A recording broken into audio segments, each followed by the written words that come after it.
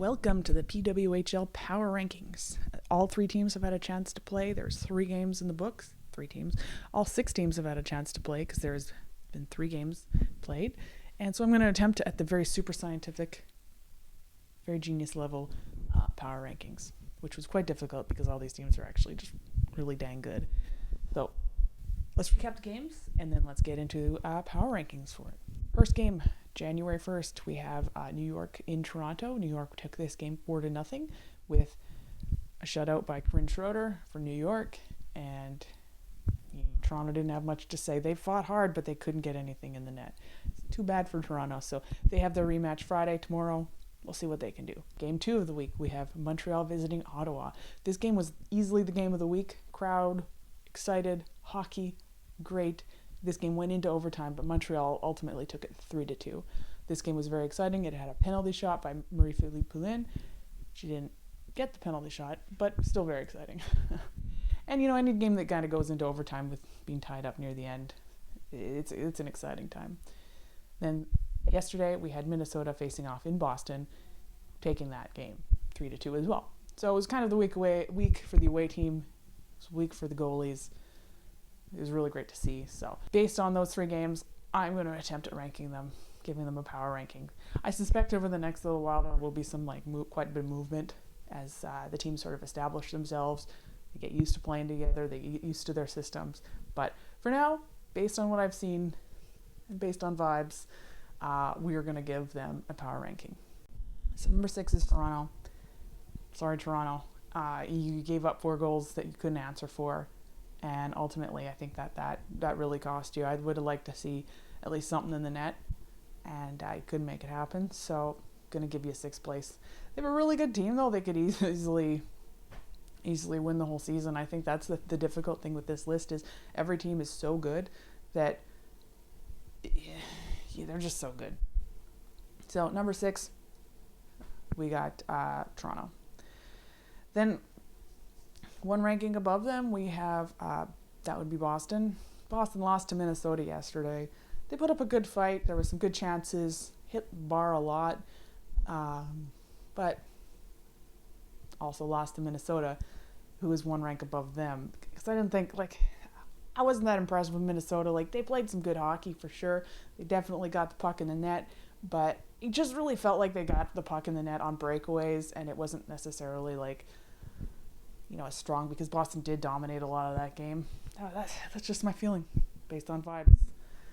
So after that, we have Ottawa. Ottawa lost to Montreal, and they played really well. I could see Ottawa easily going all the way to the championship this year. They're such a strong team, and the only reason they're not higher is because they lost to Montreal. So, yeah. With that being said, then Montreal is going to go above Ottawa at the number 2 ranking. They put up a hell of a game. They had a little bit of everything. There was a lot of penalty kill, penalty shot. There's exciting game-tying goals, then the game-winning goal in overtime.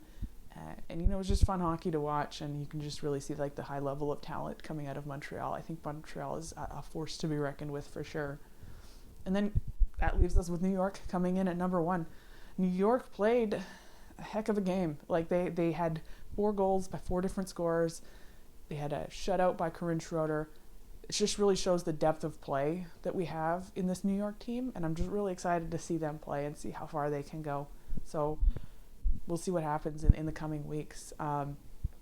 Ultimately this power ranking is just based on the first 3 games, so I expect that there will be, some adjustments to be made from the teams, as they get used to playing together, they get used to their systems, they get used to the travel. So as they shake off a little bit of the dust, I guess. We'll see the power rankings probably move a little bit, but we'll also get to see the teams, show them what they're made out of. Maybe Toronto will come back with a real game tomorrow against in a rematch against New York for New York's home opener. So hard to say what's going to happen. I'm really excited though to see what these teams have got for us. The PWHL is a very exciting league, very new, and I just wish the girls all the best.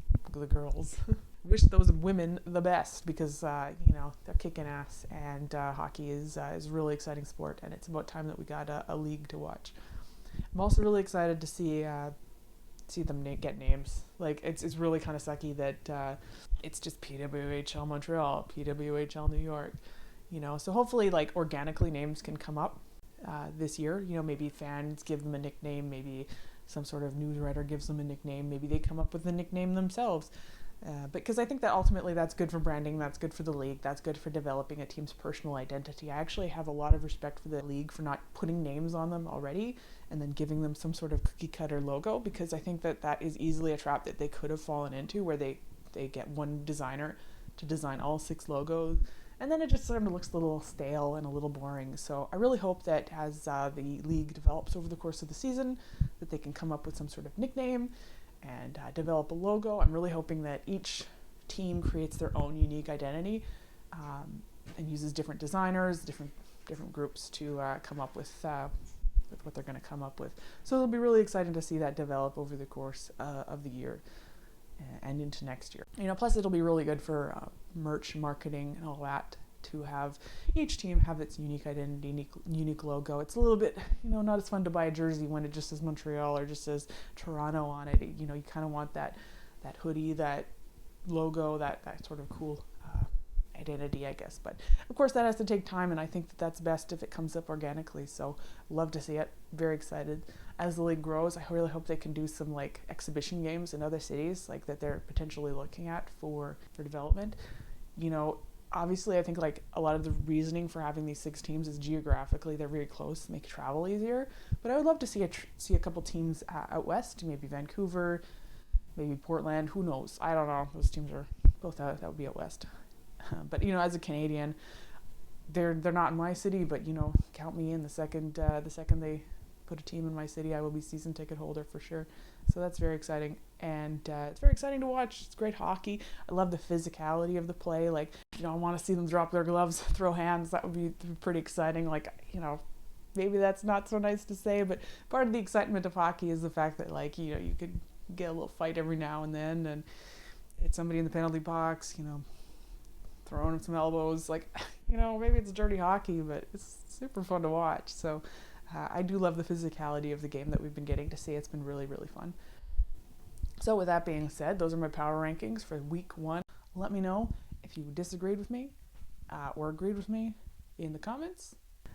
Looking forward to the rest of the season and how it progresses, and stay tuned for more. Thanks.